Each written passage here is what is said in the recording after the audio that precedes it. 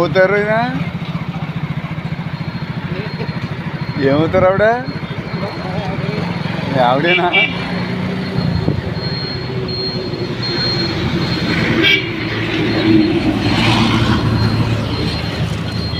ఆవిడేనా బాబాయ్?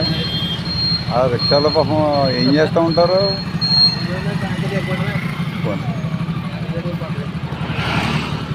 మీకు మరి మోటార్ ఉంటుంది కదా, మోటార్ వేసుకోపోయారా?